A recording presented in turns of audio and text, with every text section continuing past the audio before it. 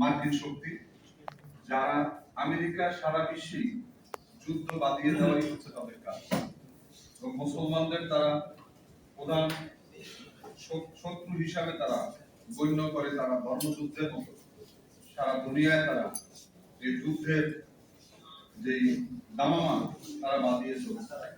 আমি মনে করি যে ইসরায়েল হচ্ছে গিয়ে একটা অপশক্তি। এই অপশক্তিকে ইরেজার দিয়ে যদি সম্ভব হতো আমরা মুছে ফেলতাম। আমাদের সেই শর্ট ফিল্মে দেখানো হতো তেহরান বিশ্ববিদ্যালয় থেকে হাজার হাজার মেয়েরা যারা জিন্স প্যান্ট এবং টি শার্ট পরা, তাদের পিছনে হাজার হাজার তেহরান বিশ্ববিদ্যালয়ের ছেলেরা স্লোগান দিচ্ছে।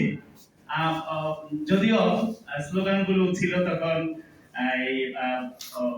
ওই ভাষা আমরা অতটা বুঝতাম না, কিন্তু তাদের মুভমেন্ট থেকে বুঝতে পারতাম যে নেতৃত্ব কাকে বলে।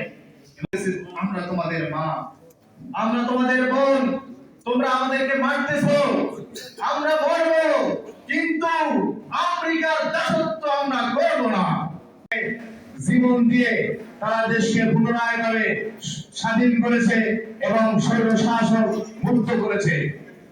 আজ বাংলাদেশের শহীদ আবু সাইদ এই দিনে বুক পেতে দিয়ে যেভাবে বাংলাদেশের মানুষকে স্বাধীন করে দিল, আজকের সেই শহীদদেরকে বিতর্কিত করার জন্য, এই আন্দোলনকে ভুলিয়ে দেওয়ার জন্য আমাদের প্রতিবেশী দেশ ভারত এবং ইসরায়েলের ষড়যন্ত্রে আমাদেরকে আবার কিন্তু আরেকটি রক্তাক্ত পরিস্থিতির মোকাবিলা